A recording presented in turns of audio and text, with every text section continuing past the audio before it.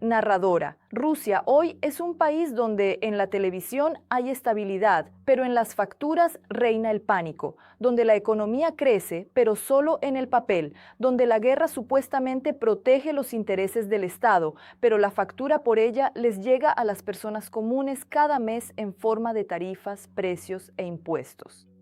Y mientras unos cuentan las monedas hasta la próxima paga, otros cuentan miles de millones. Y todo esto ocurre en el mismo país, en la misma economía y gracias a los mismos procesos. Y lo más interesante es que de esto empiezan a hablar incluso aquellos que hasta ayer guardaban silencio.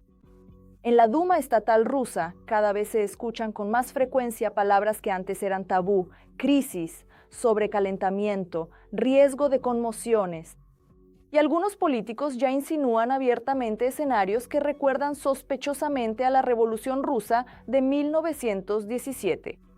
Entonces, ¿cómo es que un país con el segundo ejército más grande del mundo y una superpotencia energética llega a una situación en la que pagar las cuentas básicas se convierte en un problema?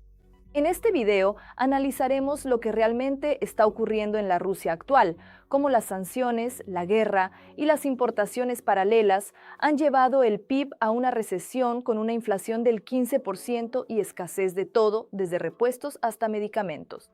¿Por qué más de 20 millones de rusos viven por debajo del umbral de la pobreza? Las pensiones se están evaporando y las filas para conseguir alimentos recuerdan a los años 90. También abordaremos las represiones políticas, miles de arrestos y la censura, ante la cual incluso Corea del Norte se queda corta. Miren hasta el final y entenderán que Rusia está al borde de una explosión. Y para que no se pierdan los próximos materiales, suscríbanse al canal, activen la campanita y déjenos saber su opinión en los comentarios. Si hablamos de lo que significa realmente sobrevivir en la vida cotidiana, esto se manifiesta de la manera más palpable a través de la presión económica sobre una familia común. Rusia habla de aumento de salarios y de superar la inflación, pero en la mayoría de las ciudades la gente siente exactamente lo contrario. Los ingresos apenas superan los precios y las áreas más sensibles, que afectan a todos, alimentos, transporte, servicios médicos, todo esto sigue encareciéndose. Es precisamente en este contexto donde el tema de los servicios públicos adquiere una importancia especial. No es solo uno de los muchos rubros del presupuesto, sino el fundamento.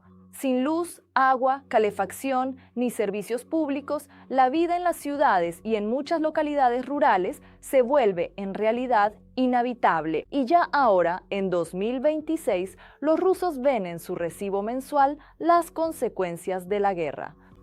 Los precios de los servicios públicos, la inflación y los salarios no son indicadores económicos abstractos, sino un conjunto de cifras concretas que determinan lo que una familia rusa común puede y ya no puede permitirse. Uno de los temas más dolorosos para el ruso promedio son los servicios de vivienda y comunales. En 2026, las tarifas promedio de los servicios públicos aumentaron un 15%, y este es el mayor incremento desde 2010. Y se prevé otro aumento en octubre después de las elecciones a la Duma estatal. En algunas regiones, en particular en Mordovia, la región de Kemerovo y el Krai de Perm, las facturas aumentaron en general más de un 20 a 23%, y en ninguna entidad federativa las tarifas aumentaron menos del 10%. Esto significa que incluso aquellos que antes podían cubrir los gastos de servicios públicos con relativa facilidad, ahora se ven obligados a considerar cómo reducir sus vacaciones o posponer una visita al médico para poder enviar el dinero de los servicios públicos a tiempo. Al mismo tiempo, los salarios no siguen el ritmo de los precios. Incluso teniendo en cuenta las previsiones oficiales de un crecimiento nominal de alrededor del 10 al 13%, las cifras reales muestran un aumento de solo 4 a 5%. Según los datos de la estadística rusa, los gastos en servicios públicos ya representan cerca del 10% de todos los gastos de consumo de los hogares. Y en muchas ciudades y regiones, la proporción de los servicios comunales en el presupuesto familiar se acerca al 15 o 20%. En muchas ciudades, la gente realmente tiene que reducir otros gastos: compras de alimentos, servicios médicos, artículos para niños, entretenimiento, para poder pagar a tiempo los servicios comunales, lo que provoca directamente un sentimiento de injusticia social. Cuando la guerra lleva al aumento de la riqueza de una élite reducida, la persona a la que se le exige pagar por la luz, la calefacción y el agua, y que por la noche ve las noticias de guerra y relatos sobre millonarios patriotas, siente que está pagando por la guerra. Esto deja de ser una metáfora y se convierte en una realidad vital. Este es el primer elemento clave de cómo la crisis se transforma en desilusión. No por una inflación alta de inmediato, sino por el constante aumento de los gastos incontrolables que siente cada persona que sale de casa a recoger una factura. Y es precisamente a partir de este elemento, de esta presión constante sobre el nivel de vida, que vamos a pasar suavemente a cómo la guerra se ha convertido en un proyecto empresarial para la élite y cómo la sensación de pagar la factura de la guerra intensifica la división social dentro de Rusia. Sí, esto lo mira a los ojos cada ruso, pero la prensa rusa lo ignora deliberadamente. La guerra se está convirtiendo en una máquina de negocios para la élite, mientras que la mayoría de la población vuelve de regreso a la pobreza. Empecemos con un hecho muy simple que los combatientes de Putin prefieren callar. En medio del empobrecimiento masivo de gran parte de la población, hoy Rusia ha establecido un récord en la cantidad de multimillonarios en dólares. La riqueza total de estas personas ha aumentado literalmente en decenas de miles de millones de dólares solo en el último año, y la lista general de los rusos más ricos ya no se parece a los restos soviéticos, sino que parece una versión moderna y movilizada de la élite que se enriquece con la guerra. Las estructuras cercanas al poder obtienen contratos estatales, operaciones en el sector energético, acceso a la sustitución de importaciones, licencias, cuotas de exportación y flujos de divisas. Los oligarcas, que hace apenas 10 años eran independientes, ahora se han convertido de hecho en eslabones financiero-industriales de la máquina de guerra, desde la defensa hasta el transporte, la logística, la energía y la construcción. Por ejemplo, Gennady Timchenko, uno de los empresarios más cercanos al Kremlin, controla activos energéticos y de gas y se beneficia de la redistribución de los mercados tras las sanciones. Leonid Mikhelson, copropietario de Naftek, está aumentando sus ganancias gracias a la exportación de gas licuado que se ha vuelto críticamente importante para el presupuesto en condiciones de restricciones sobre el petróleo. Andriy Melnichenko gana dinero con los fertilizantes y el carbón, sectores que siguen siendo demandados a nivel global, incluso a pesar de la presión de las sanciones. Una categoría aparte son las personas que están directamente integradas en la economía de guerra. Sergei Chemezov, jefe de Rostec, controla de hecho una parte significativa del complejo industrial de defensa, desde la producción de armas hasta la electrónica. Su estructura recibe pedidos estatales multimillonarios en el contexto de la guerra. O por ejemplo, Arkady Rotenberg. Sus empresas tradicionalmente se encargan de enormes contratos de infraestructura, incluyendo construcción y logística, que se han intensificado drásticamente en las condiciones de la economía de guerra. Al mismo tiempo, esas mismas fuentes de ingresos que hacen a los multimillonarios aún más ricos, el petróleo, el gas, el metal, la producción militar, se convierten en una fuente de agujero negro crediticio y fiscal. Los precios de los recursos energéticos caen debido a las sanciones, las rutas alternativas y la pérdida de los mercados habituales, mientras que las pérdidas militares destrozan el presupuesto. Es decir, se da una imagen absurda. La guerra enriquece a una élite reducida mientras destruye la vida de la gran mayoría con inflación, altas tarifas de servicios, pérdidas económicas y presión constante sobre los trabajadores.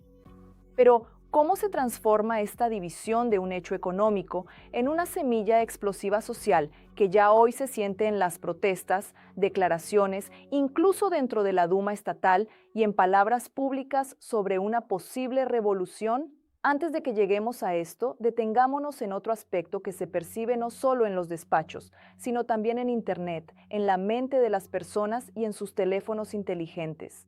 Crítica. El líder del Partido Comunista de la Federación Rusa, Gennady Zyuganov, intervino en la Duma estatal con una declaración de que a Rusia le espera una revolución que, por su naturaleza, podría recordar al año 1917. Esto es una advertencia abierta sobre una inminente recesión económica y descontento social. Intervenciones similares ya se están convirtiendo en enfrentamientos abiertos entre las facciones. Cuando los temas de los servicios comunales, el aumento de impuestos, los gastos militares y el estado de la economía se convierten en disputas reales. Ya no es ese coro que alaba al presidente al unísono, sino voces que abiertamente dicen que el consenso dentro de la élite ya no está completamente unido. En el entorno político y analítico, cada vez se discuten con más intensidad los escenarios de un cambio suave de poder, desde una simple rotación de viejos boyardos por nuevos y jóvenes caballeros, hasta opciones más duras, incluyendo explosiones en las estructuras de poder y guerras entre clanes. Los expertos escriben que en el entorno de Putin ya existen dos grandes grupos que se reparten la influencia y los recursos, y el conflicto entre altos funcionarios del Kremlin y del gobierno se está convirtiendo en un hecho público y no solo en rumores de pasillo. El simple hecho de permitir tales discusiones en el espacio oficial, en los medios de comunicación, en transmisiones en vivo o en el Parlamento indica una cosa: la sensación de control absoluto en el Kremlin está disminuyendo y el riesgo de crisis internas y negociaciones a puerta cerrada está aumentando. La gente ya no solo reza para que la guerra termine, sino que empieza a pensar en lo que vendrá después. Cambio de gobierno, cambio de presidente o incluso transformación del régimen. Esto es una señal de que ya existe una división entre quienes debían gobernar. Es precisamente esta división la que influye en la información que ven los rusos y en cómo el poder intenta silenciar la propia realidad mediante la censura y la manipulación. De los sitios oficiales rusos, constantemente desaparecen o se distorsionan los datos estadísticos sobre criminalidad, tensiones sociales, índices de pobreza y desempleo. Parte de estos datos se reemplazan por muestras recortadas para no provocar pánico, pero en realidad es una herramienta mediante la cual la gente debe ver la norma y no la crisis. Esto convierte los informes estatales en una herramienta de propaganda y no en una fuente de datos reales. Por ejemplo, ya en años anteriores, en Rusia se registró un nivel récord de delitos graves y especialmente graves en los últimos 10 años. Pero en el espacio oficial, de esto solo se habla en fragmentos o simplemente se guarda silencio. Al mismo tiempo, en Internet aumenta el bloqueo de sitios web y mensajeros, se intensifica la criminalización de las declaraciones opositoras y las personas son detenidas por publicaciones en redes sociales, se les pone escuchas y son reprimidas por sus propias opiniones. Un ejemplo revelador es la historia de la cantante rusa Naoko, quien concedió una entrevista en la que habló con franqueza sobre la represión y la censura. Y solo aquellos que lo republicaron, ellos, sí. ¿Su elección? ¿Tiene alguna queja? ¿No? ¿Usted fue detenido el 15 de octubre? Sí. ¿Has vuelto a casa? No. Sabía que me estaban buscando porque, casualmente, Sasha y yo estábamos en su apartamento. Luego fuimos a un café a sentarnos. Y entonces un vecino le llamó. Bueno, él vivía en una casa comunal, así que llegaron hasta Sasha a raíz de una investigación criminal. Entonces decidimos que esa noche, que no íbamos a dormir en casa para al menos tener tiempo de pensar y resolver algo. Así que decidí quedarme en casa de mi mejor amiga en San Petersburgo. Mi madre se fue a casa. Resultó que fui muy ingenua. No esperaba que todo estuviera tan controlado. Y no esperaba que ya me estuvieran escuchando desde hacía 2 días. Y por eso le dije a mi amiga por teléfono, quizás me puedas escribir tu dirección. Ella me dice, ¿por qué? Le digo, creo que me están escuchando. Ella dice, ¿quién te va a estar escuchando? Sí, bueno, dime. Ella me dijo su dirección y por eso vinieron a buscarme. Rusia utiliza cada vez más activamente el sistema de Roskomnadzor, implementa cortes de Internet en las regiones, obliga a los mensajeros como Telegram y WhatsApp a imponer restricciones o planea bloquearlos, para forzar a la gente a pasarse a plataformas estatales, que son mucho más fáciles de controlar. Esto no lleva a la desaparición de las críticas, sino a su traslado a canales clandestinos, Telegram, chats cerrados, plataformas alternativas y VPN. La gente aprende a sortear los bloqueos, pero este doble efecto profundiza aún más la desconfianza hacia las fuentes oficiales. Si el gobierno considera necesario ocultar la realidad, en esencia está reconociendo que esa realidad es peligrosa para él. Además, están surgiendo nuevos sistemas que utilizan la inspección profunda de paquetes para la censura selectiva del tráfico informativo, según los cuales todos los mensajes de los usuarios se almacenan durante 3 años, lo que refuerza aún más la capacidad de vigilancia sobre los ciudadanos, así como amplía la censura y la presión sobre las voces opositoras. Así que las autoridades rusas intentan cambiar la realidad no solo en la economía y la política, sino también en la mente de las personas.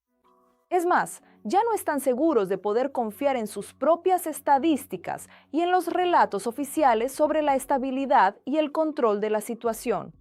Pero la guerra y la política rusa están cambiando y destruyendo la familia, la confianza en las instituciones estatales y la percepción de la justicia en general. Las historias sobre la retirada de niños de las familias de militares o de viudas que han perdido a sus esposos en la zona de combate se han convertido prácticamente en un símbolo del caos en el sistema de apoyo social ilegal. En muchos casos, abuelas, tías u otros familiares consanguíneos que ya llevan tiempo apoyando a la familia del militar, de repente se encuentran en los tribunales enfrentándose a las fuerzas del orden y a funcionarios que, amparándose en reglamentos burocráticos, entregan a los niños a la tutela estatal o los retienen en otras regiones. Esto no es solo un problema jurídico, sino también una profunda tragedia social que agrava la sensación de indefensión de la población frente al aparato estatal. Estos casos recuerdan que Rusia no está del lado de sus propias familias, sino del lado de las reglas formales. La gente ya no cree que el Estado los apoyará en situaciones difíciles, sino que, por el contrario, espera que cualquier error, cualquier matiz burocrático pueda separar a un niño de sus padres o de la abuela que lo ha estado criando durante mucho tiempo. Otra de las razones por las que los rusos empiezan a elegir entre el lugar donde nacieron y el futuro que ven en el extranjero. Actualmente se observa un notable aumento del interés por emigrar al extranjero entre los ciudadanos de la Federación Rusa. Están aumentando las consultas sobre trabajo, estudios, visados, así como el interés por mudarse a Bielorrusia, Kazajistán, Turquía y otros países. Según los motores de búsqueda, el interés por las consultas ¿Cómo salir de Rusia? O Emigración desde Rusia en los años 2025 a 2026 volvió a alcanzar un nivel alto, aunque no llegó al pico de 2022. Al mismo tiempo que parte de los rusos busca la manera de salir al extranjero, la propia Rusia se vuelve cada vez más dependiente económicamente, especialmente de China. Pekín está intensificando la cooperación con Moscú en los ámbitos de la energía, la agricultura, la aviación, la economía digital y las tecnologías verdes. Pero lo hace de manera sumamente pragmática, analizando los riesgos. China está entrando activamente en el mercado ruso como inversor, acreedor y socio tecnológico, especialmente en los sectores inmobiliario, de transporte, energético y agrícola. Esto crea la sensación de que ciertos sectores de la economía, así como territorios, están siendo ocupados, donde ya se percibe físicamente la influencia de grandes corporaciones y capital chino. Sin embargo, a pesar de las ruidosas declaraciones políticas sobre una amistad sin límites entre Moscú y Pekín, los indicadores reales de inversión muestran la cautela de China. El límite financiero de las inversiones chinas en Rusia prácticamente se ha estancado, mientras que los riesgos siguen aumentando, desde las fluctuaciones de divisas hasta la incertidumbre militar. Ahora, cuando ya hemos visto todos los elementos del eco de la guerra para Rusia, desde la factura de la guerra hasta la división de la élite, la censura, las tragedias sociales y la emigración masiva al extranjero, se puede reunir todo esto en una conclusión final. ¿Cómo de esto surge no solo una crisis, sino un riesgo real de revolución? La Rusia actual se diferencia de la de 1917 en lo tecnológico y en lo informativo. Por supuesto, aquí existen las redes sociales, Telegram, la inteligencia artificial, pero al mismo tiempo se repite el mismo patrón: una élite desconectada de las masas, la guerra como un proyecto subordinado para unos y como una carga para otros, mientras la confianza en las instituciones estatales está al límite. Ya hoy en la élite política rusa se percibe una división silenciosa pero creciente. Algunos representantes de la élite están pensando en un cambio, pero no pueden manifestarse abiertamente porque temen represalias y perder sus propios activos. Al mismo tiempo, entre las masas crece la sensación de que ellos pagan por la guerra, pero no reciben nada de ella, salvo inflación, tarifas y la pérdida de familiares. Las autoridades rusas hacen todo lo posible por simular estabilidad mediante el control de los medios de comunicación, suavizando las estadísticas y trasladando la responsabilidad de la crisis a las sanciones externas. Sin embargo, la realidad demuestra que la responsabilidad de la crisis es en gran medida interna, debido al gasto militar, la gestión ineficaz, los esquemas de corrupción y la brecha entre la élite política y la sociedad. Esto se refiere precisamente a los productos caros y las tarifas elevadas, a la sensación de que el Estado traiciona a su propia gente.